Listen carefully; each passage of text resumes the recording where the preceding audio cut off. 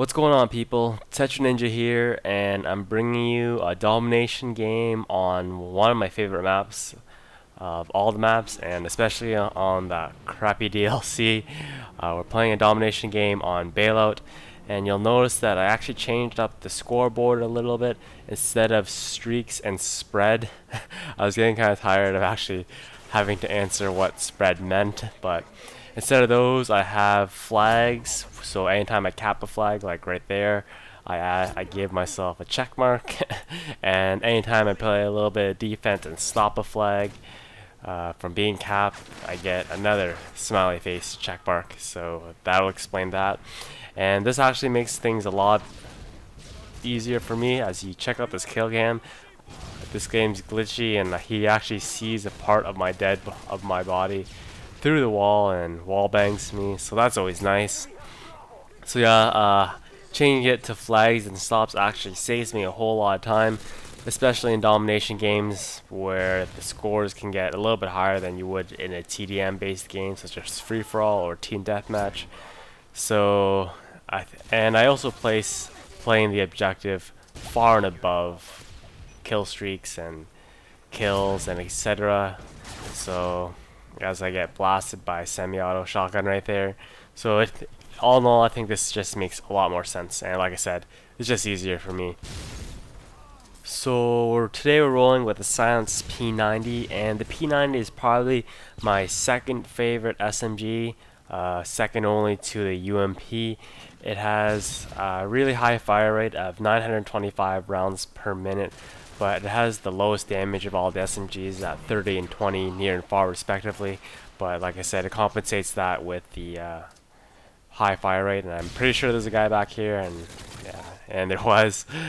And what I really like about it, even though it has a really high fire rate, it has a ridiculously large clip size and holds 50 rounds, so I can engage 3, 4, and maybe sometimes even 5 enemies if I'm lucky, and can aim properly without having to reload. And the reload animation isn't too slow opposed to the UMP, which takes about 3 seconds to do, so that's why I really like it.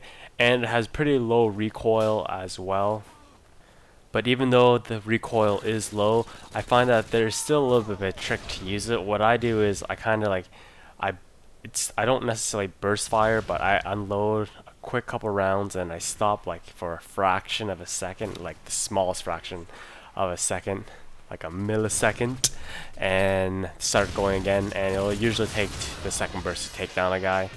Yeah, that's the general trick I found to using it. Like I said, you never want to go heads up against a guy with a P90.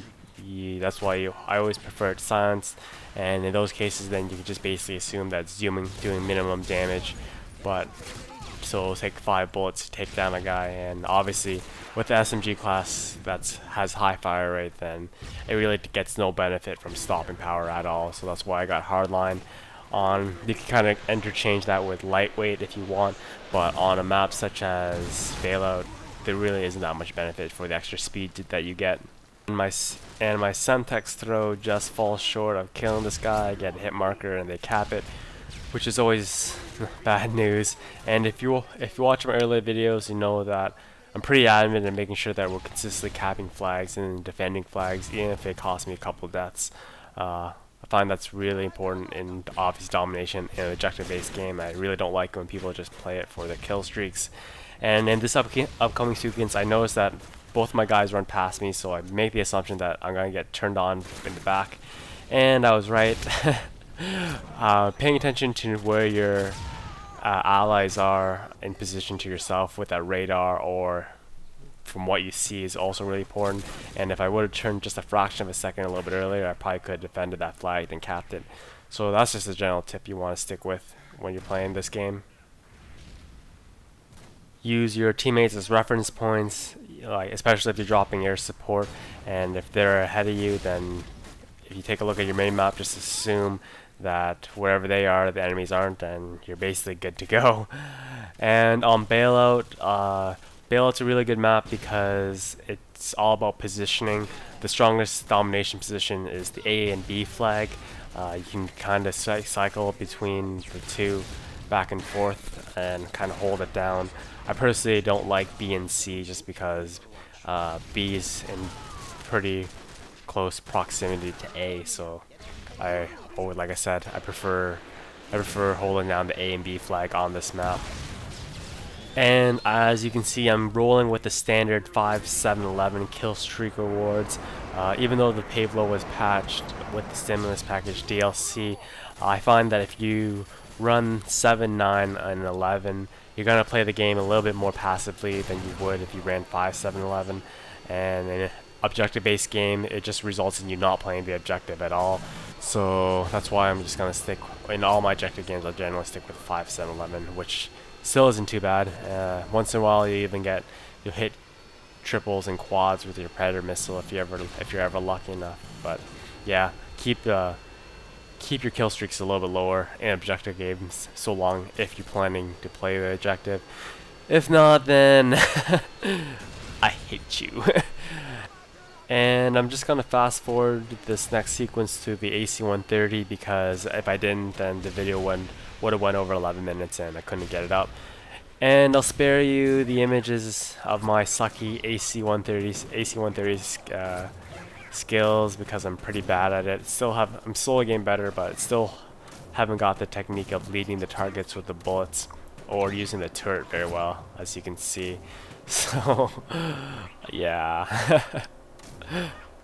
And a lot of you by now have heard that the Resurgence package was announced from Infinity Ward, which basically once again gives us 3 new maps and 2 remakes. Remakes are Vacant and Strike from Call of Duty 4. I personally love Strike, but I hated Vacant, mainly because of the prevalence of Martyrdom, but maybe since Martyrdom is now a death streak reward, it wouldn't be too bad. But I'm pretty sure I'm still gonna hate Vacant, but we'll see what happens. And once again, I'll probably be purchasing it on PSN just because I play mostly on PlayStation, so you have to wait a month before it comes out before I post videos with the new map packs. I'm sorry. And I cycle back here because I noticed that A was gonna get capped, but he kind of just ran right by it and I just picked him off in time. But yeah, overall the P90 is a solid weapon. Like I said, my second favorite SMG. Second only to the UMP, which is basically a monster. Third, I'd probably say would be the mini-uzi. And then last place, I absolutely hate the MP5K. I think it's a piece of shit in my opinion, as you can probably tell from my video on Crash Free For All, where I basically had the MP5 and decided to roll with the Ravka the entire time. And here I run out of ammo, and so I switch my stingers and then I get put down, which is always nice. But that's okay, now I can work on my next kill streaks. But I'm just to make sure that I'm going to cycle back towards A, because obviously if I got killed there, then most likely they were going to push towards A. And another tip on bailout, don't run down the middle like these guys are. Stick to the outsides, follow to the that building up in front of me right here and come up this way, or go down the apartment side building to that 2-story building with the apartment where all the snipers like to hang out. But yeah, just try to avoid running down the middle. This is bad news in general. As well, if you're holding down the C flag on the other end, don't be a douchebag with a sniper rifle and claymores and post up on that 2-story building with the blown out wall, because that's just lame. People like to hang out in there with their shotguns and their sniper rifles, but that's not fun, right? Yeah, and I personally have most fun in Domination running with SMG classes. Once in a while I'll throw on a sniper rifle class as well, but yeah, it's all about having fun in this game.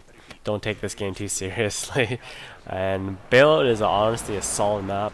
The main problems I have with Salvage and the other maps is that it's really hard to maintain consistent control if you're the better team.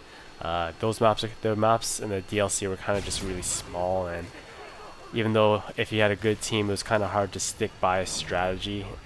It's kind of Activision's way to basically, or Infinity Ward's way of bringing in the less skilled players, if that's a nice way I can say it, and kind of balancing it out. But Bailout's a perfect map to show you an example of how if you have good control of the map, then you can be very successful. That's probably why I like it a lot. And if I was going to snipe on this map and we had A and B, I'd post on this area right in front of me at the staircase, where I can have an entire view of the middle area and people running towards the 2-story building to the left of me right now. Here's a nice double spray right there for you while I was stunned. And the only time you're most likely to get killed if someone comes up this area right now where I just got killed, and otherwise you're gonna be good. So the game's about to wrap up here.